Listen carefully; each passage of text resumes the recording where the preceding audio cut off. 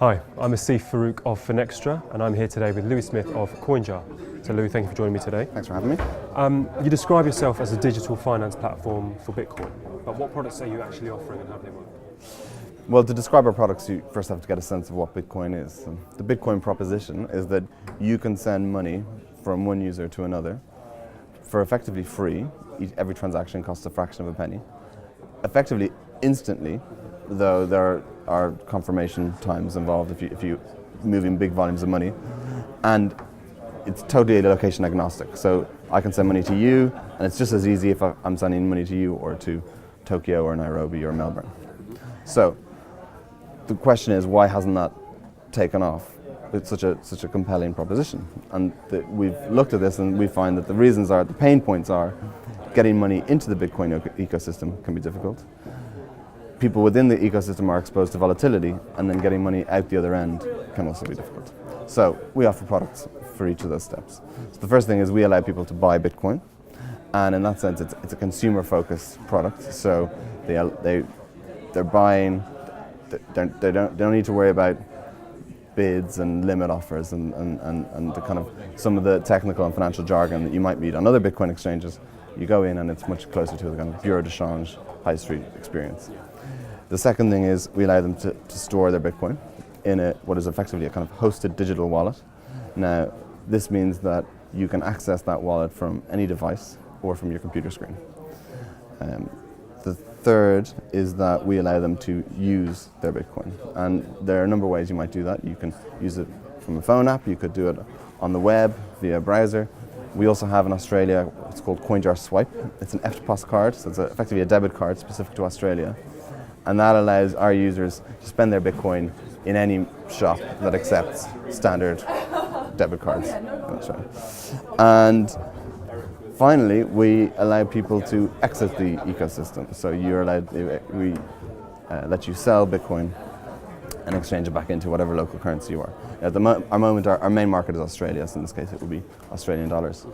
And that could be users who've just received money in Bitcoin via someone far away or near, or it could be a merchant. So we offer a merchant facility that allows websites to accept Bitcoin to sell goods online.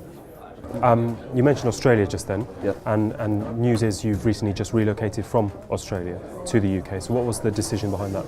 Yeah, so CoinJar is the biggest wallet and exchange for Australian Bitcoin users, and we recently moved our headquarters to the UK. And there were a number of reasons for that.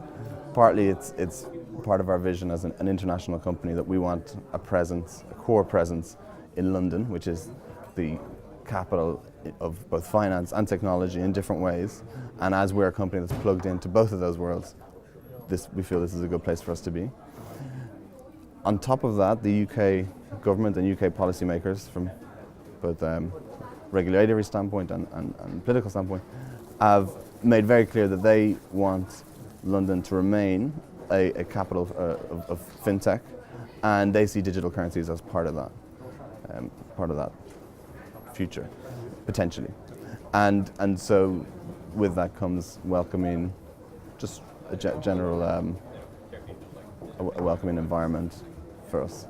And then the third thing, and with the one with the most immediate impact on us, was the fact that HMRC here has given a legal clarity on the taxation of Bitcoin exchanges that isn't available anywhere else as far as we can see.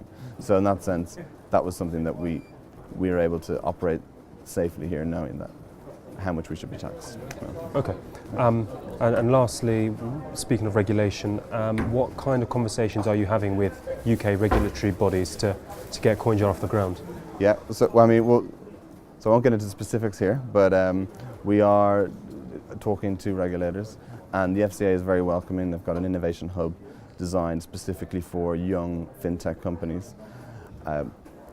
That said, Bitcoin is not regulated. It's under current understandings of what is and isn't regulated. Bitcoin doesn't fall into that, unfortunately, and there's no immediate signs of it being regulated. And when I say regulation, I mean regulation of actors within the space doing specific functions rather than the protocol itself, which is to regulate that would be an impossible task. And we do expect ultimately companies like ourselves to be regulated. And on that basis, we already operate in as much as we can on following the guidance of regulation. And as far as our main goal is to be ready, so that for when regulation does come, we'll be ready to switch on.